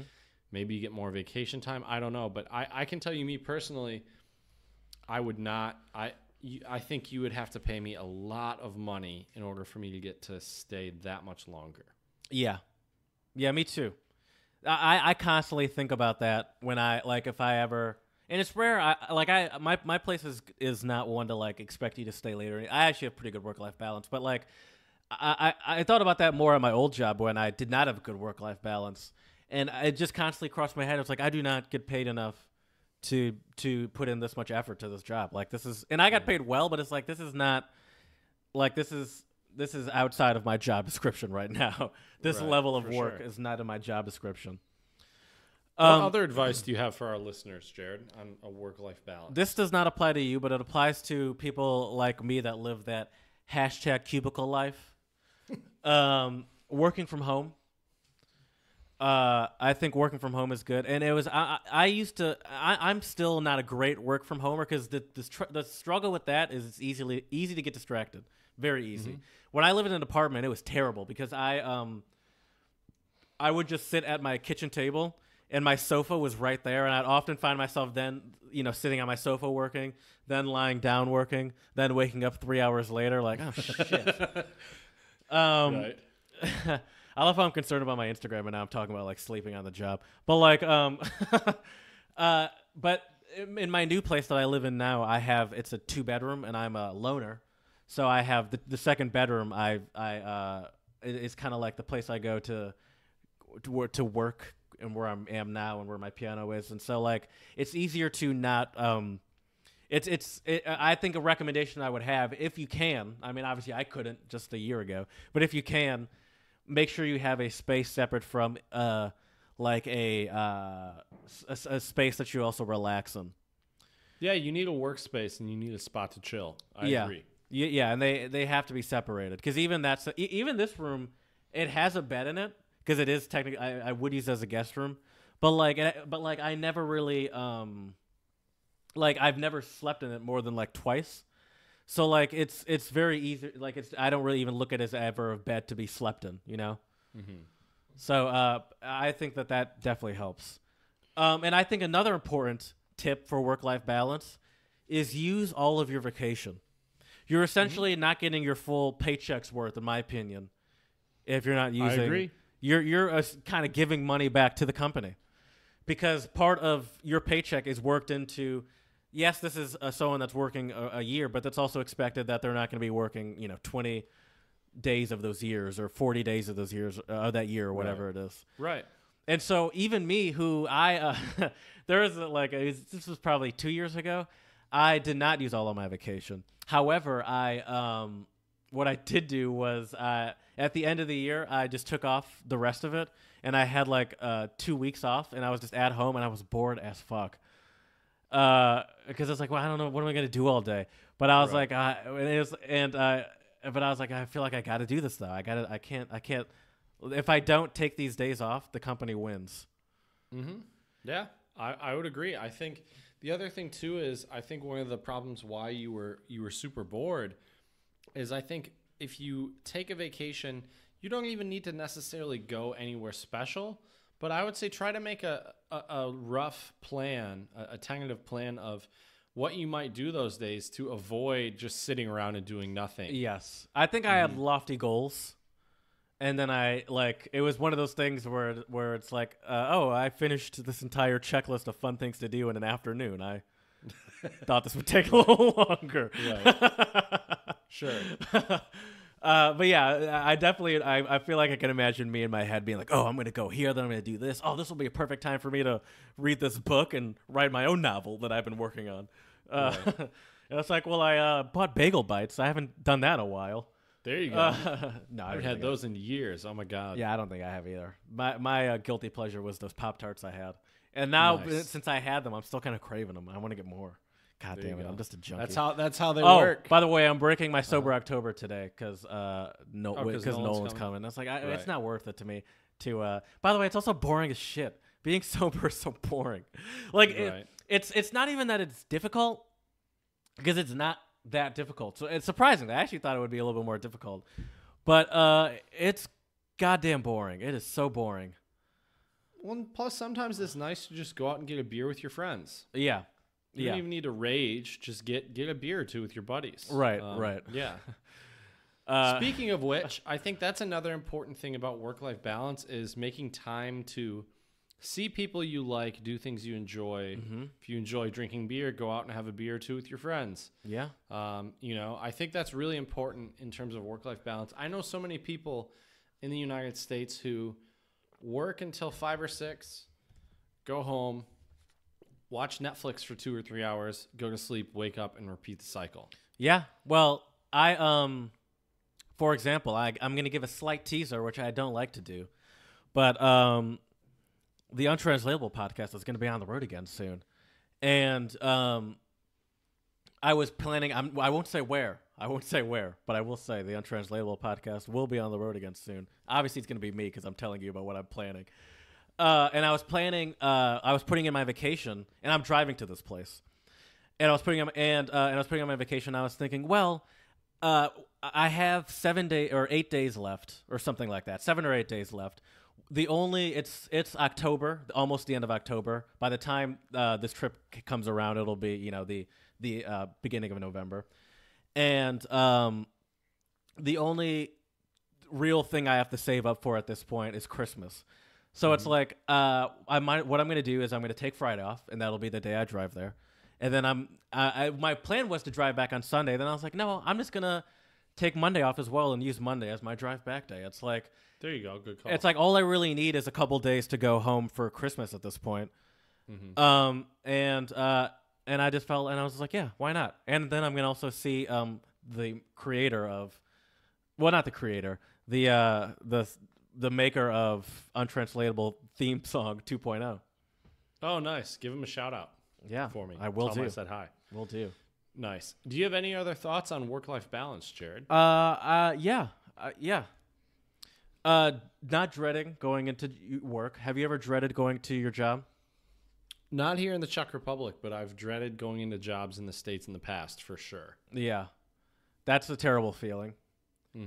I did not realize how much disliking my job affected my mental health until I got a job I liked. That was it was an interesting realization where it was like, oh, part of this, like, did not realize, like, mood, and she was a teacher, and I didn't realize, and I think that's what helped me realize, because that girl was after that job, so I think that's also kind of what helped me realize it, where I was like, oh man, I remember like that being me, and so I think that's very important. I agree.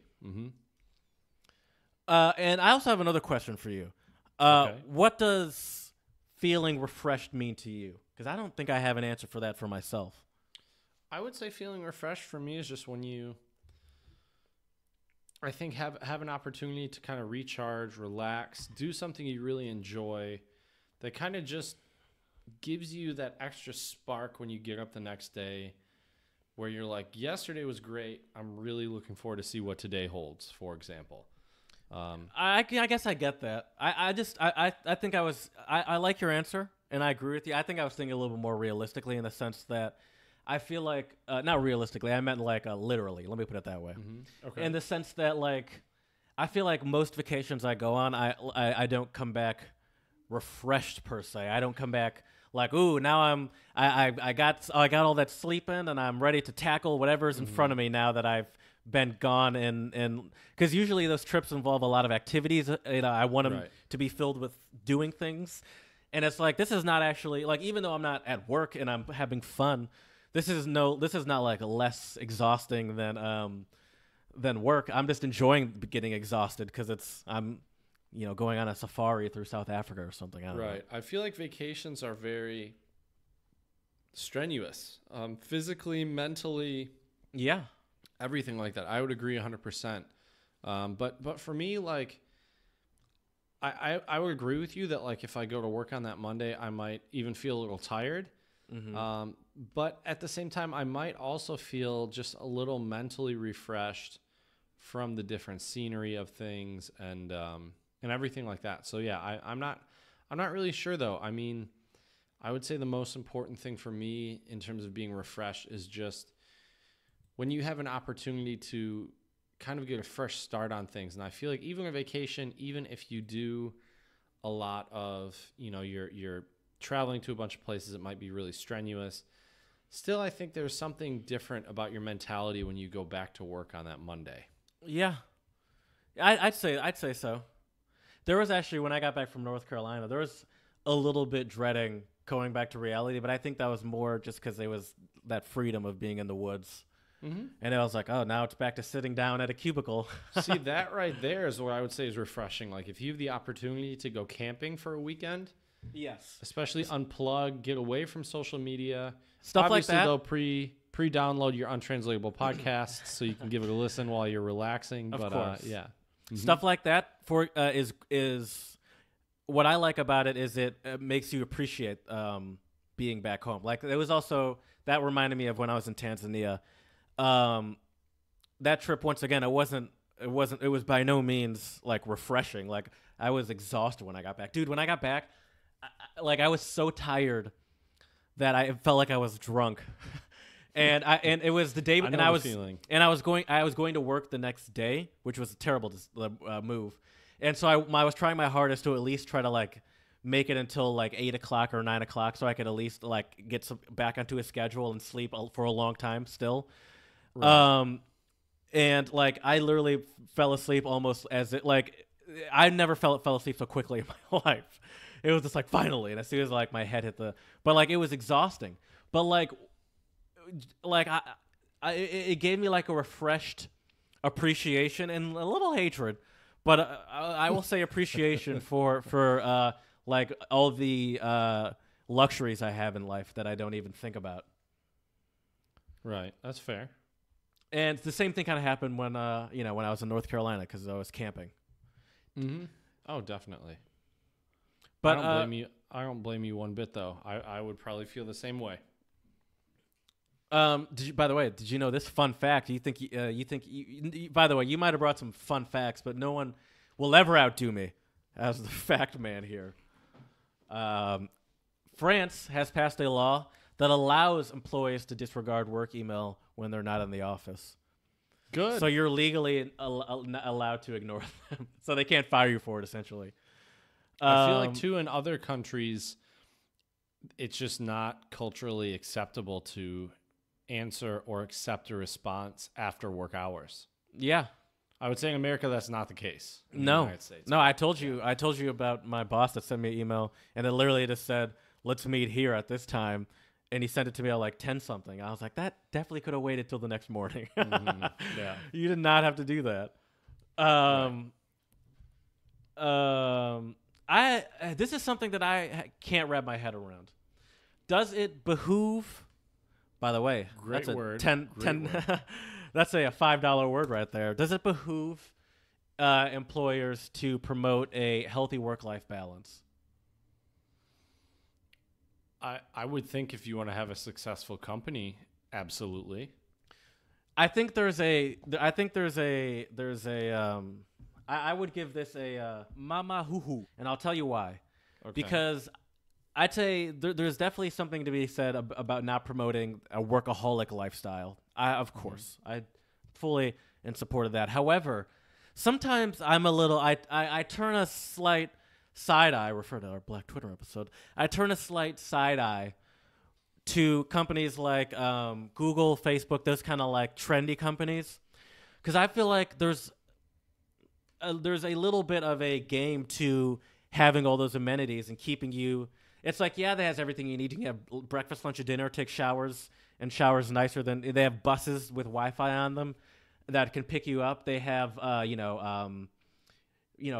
video game rooms and all, and it's they make it as hospitable and comfortable as possible. But I think a lot of that also is to get the employee to stay at work more often, and it's a subtle way to get them working more. Like, for example, having Wi-Fi on the bus and stuff like that. Right. I don't think that it's necessarily sneaky. Like they're like, I mean, it's because obviously people still love it, but I think there is something to it's like, yeah, but you're like is that really a healthy work-life balance if you're like just because work is more fun? You're onto them, Jared. I'm onto them. You're onto I don't trust it. Hey, Google, slipping on gator piss. I'm watching you. I mean, I would agree with you 100%. I think, it's all just a good ploy or a good ruse to keep people there longer. And but I also think there is something about creating a very collegial, positive atmosphere at work, which also I think is important. I think it does help with morale. I'll give it that, because I don't like I have a good relationship with my coworkers, but I know more about the dude that fucking pisses next to me than I do my my coworkers, because they have the decency to shut up and learn how to use their fly, or at least you don't have to use the fly, or just at least do like the open up at the open up. You don't have to do the full pull down and expose the whitey tighties. Jesus. Why are you taking us back here? I think you just want our listeners to have this awful image. I think that's the been main burned in your takeaway for a brain. healthy work-life balance is upgrade your underwear drawer. There you go. There you go. That's the truth bomb of our So episode. you're not throwing off without a your doubt. coworkers with your dirty whitey tighties. You got any other tips for work-life balance, Jared? Have a job that you like. That's number one. But I think we've kind of hit on that one. No, I think that's it. I'm good. Yeah. And I would say, just to recap, my biggest point by far is work is done at work. Home is time to relax and unwind and enjoy the things you love. Yes. And if you're lucky, hopefully you can also do things you love at your job. And if you're extra lucky, you can also do things you love with someone you love. There you go. And speaking of things you love, I would say you and I are both pretty big audiophiles. Wouldn't you agree, Jared? I'd say so. So I think it's time we get to our song of the pod this week. Can you give the name of the artist and the name of the song? So the name of the song is Cold Blood, and it's by a British band called Alt J. However, they commissioned out not just this song, a couple other songs they had commissioned out, and not just, they commissioned out German rapper Contra K, who apparently is a big deal in Germany, to do some verses. And it's essentially a remix, I would say, because Cold Blood is a song without Contra K, and then it's a remix, but it's a Alt J approved remix of the song. Let's put it that way. I think that's the right way to say it. Because I wouldn't, and I say that to say, because I wouldn't just throw in some remix, just some generic free remix. That's amateur hour. But I chose it for no other reason than I just liked how it sounded. I like the mix of German and English. I thought that was cool. That it's I don't know. I like that vibe. And I like the beat. It's got a good electronic beat, and I don't know. I just like it's a good sounding song. My sister actually told me about it. She just sent it to me one day randomly with no comment. Really? Okay. Yeah, and I was like, "Thank you." Yeah, it's a great song. Yeah. What some people have reviewed it as is indie pop with rap music, which I think is interesting. Can we play a quick game? Sure. Let's play a quick round of how good is Chad's German. I'm going to just read you some of these lines and see if you can translate them on the fly. Die Sonne brennt auf den Asphalt. Die Blicke Eis. So okay, you got to give me this in small chunks. Right. Let me give you it in stanzas. Die Sonne brennt auf den Asphalt, die Blicke Eis. Das Blut ist kalt. Oh, go ahead. Yeah, you can go from there. Okay, so hey, the sun is burning on the you concrete cheater. or asphalt. You cheater. How am I a cheater? Oh, you're reading it.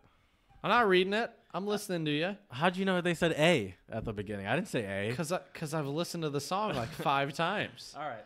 So it's a good song. I don't know why I'm doing this.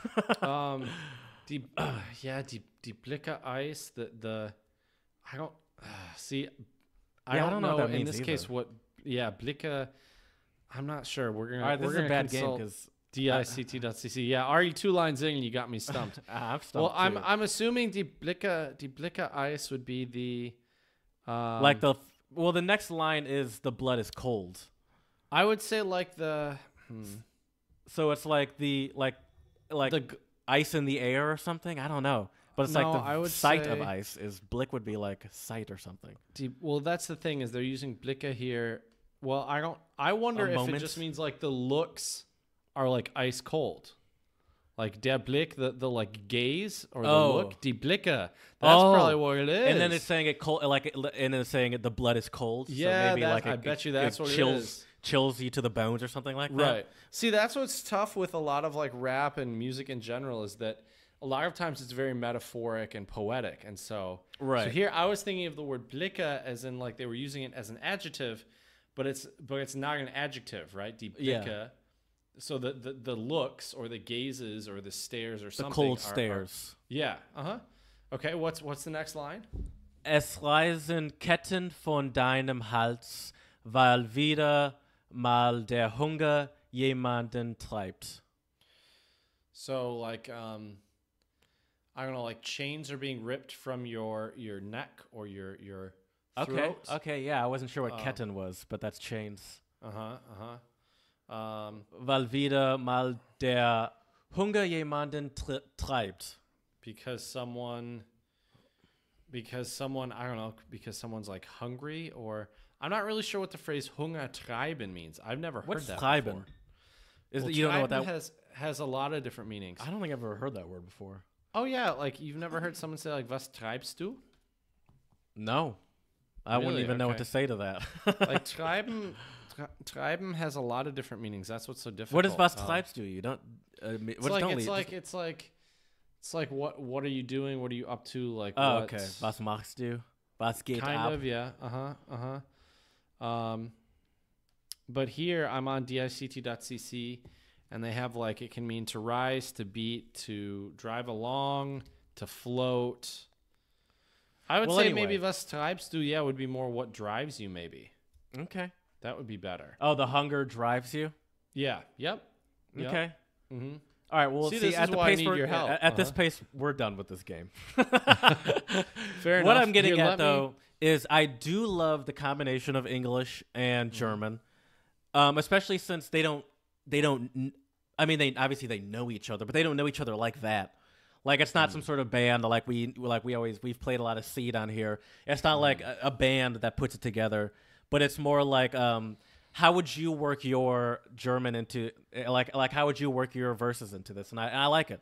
It's just a different way to do it. I have to say, it's a really good mix, and I'm actually going to be trying to do this with a few of my colleagues at the school who I play music with.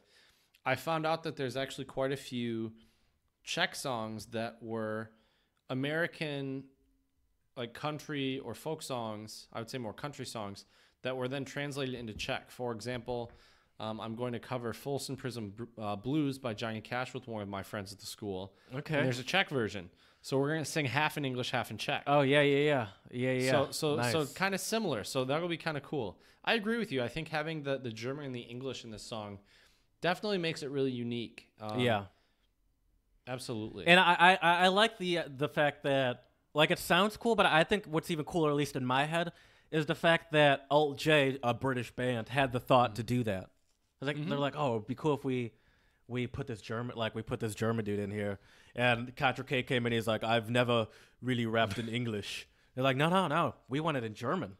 Right. Yeah, I agree with you. And what's interesting too is I feel like a lot of music that's written by, a German-speaking artist or whatever their native language is, I think generally it tends to do better in their native language, even if the audience doesn't necessarily speak the language, because I think when it's your native language, you are so familiar with the way the language works and the way the sounds of the language work. Right. I think you can write more melodic music maybe. Right. I feel like this would be very hard to do with Czech or a language similar to Czech. I think with rap music, yeah, there are some Czech rappers out there. I've given them a listen, and not to be a hater, but I'm definitely not really a But fan you of hate it. it. Well, hate's a strong word. I don't know if I'd hate it, but it's just not my cup your of thing. tea. Right. Yeah. I gotcha. Yeah. It's not mine either. I've heard some songs in the past looking for songs of the pod. Mm-hmm. But Czech surprisingly works really well with reggae, I think. Like I when we did were like the listening to chill Mr. vibes. Cocoman. Chill Yeah. vibes. Oh, yeah, that's right. That's right. Cocoman and... Oh, no, it's not and a chill vibes, because that Right. would be redundant. Sound vibes. Sound vibes? Uh-huh. I'm pretty sure it was sound vibes. Oh, yeah, chill vibe. I'm thinking of your freaking shirt. My I shirt. think. That's right. That's right. Anyways, check out our song of the Oh my pod God. on our Twitter. Alt J featuring Contra. I think he goes by Contra K. Probably. I mean, he's Contra German. K. I don't know. I guess probably Cold Kai. I've Blood. been saying K, but yeah, I guess that's the Right. American in me. I didn't even think about that. He probably says Contra K. Right. Speaking of foreign languages, Jared, I think it's time for me to teach you a very important Czech phrase for our Yeah, Czech word it's or about Czech that phrase of time. the pod. This is the phrase is Jak se česky I can't say this R with a hot Czech, man. Jak se česky řekne, which means R is the still don't say 100% right, but it means how do you say whatever in Czech? Jak se česky řekne. And then you finish the sentence with whatever it is you're trying to say? I believe so, yeah. So it'd be like, jak se česky řekne, I don't know. Slipping on gator piss. Exactly. Not sure how you would say that in Czech, but yeah. So I've been trying to use this with some of my colleagues when I want to learn more Czech words. Okay. So there we go. All right. Well, Jared, we've been a little serious, also cracked some jokes, but I think it's time for a couple more jokes. Yeah. I have one original one and one not original one. What do you want to hear first? Not original. Not original. All right, we'll end with the original. Finish strong. One. Okay, so my non-original is, how do construction workers party? Cocaine and strippers. I didn't say how do normal people party, Jared. How do construction workers party? That's how Nolan They and Jared raise party. the That's not roof, true, by the way. baby. Oh, I stepped on your joke. Damn it. But that was good. They raise the roof. I do like that one, and I'm mad I stepped on it with my stupid joke. You're good. No worries. You're good. The next one, my original one for you is, and we'll see if you get it. I think some of my IT and computer students at school will get this, so shout out to you guys. Hey, I'm smart too. That's true. Yes, you are. What did the IT guy say after pressing F5? Refresh. Isn't that five You're refresh? close. You're close, yeah. It the is IT on guy internet, said, at least. the F5, or the F5, the IT guy said, this is so refreshing. Oh, my God. Now There Chad's you go. pandering to his students. There's my original joke for all you computer people out there. This is going to turn into a podcast literally just for Chad's classrooms now. That's right. That's right. Only if Adam gives us that goddamn 5-star review, Adam. Who needs lesson plans when you can just play podcasts, right? Anyways, I would like to end our episode this evening, or well, really the time's irrelevant. I would like to end our episode. Time is a construct. That's like true. That is true. By the one and only Oprah Winfrey. Who dat? And her quote is, I've learned that you can't have everything and can't do everything at the same time. So remember, people, we need balance with our work and with our lives. Coming from someone that I'm sure has tried on multiple occasions to do and have everything at the same time. I feel she would know. It's also funny coming from someone like her that has not everything, but the closest that any human could probably get. Right. Not any human, I guess. She's not the richest person in the world, but is she the richest woman? Probably not. Probably one of the Waltons. I have no idea. But yeah, so keep that in mind, all of you people out there who are grinding, hashtag hustling, hashtag no days off. Sometimes you need to take some days off. Yeah, I mean, or else what are you doing all that work for? Exactly. You can't, yeah, so you got to, if you want to have it, you got to do something with it. Exactly. So yeah, so please subscribe or follow us on Instagram, Untranslatable Podcast. Check out our Song of the Pod coming out when this episode drops on our Twitter, Untranslatable1. Shoot us an email at untranslatablepodcast@gmail.com. Let us know how you balance your work and your social life in these crazy, hectic, chaotic times. And we look forward to hearing from you next time.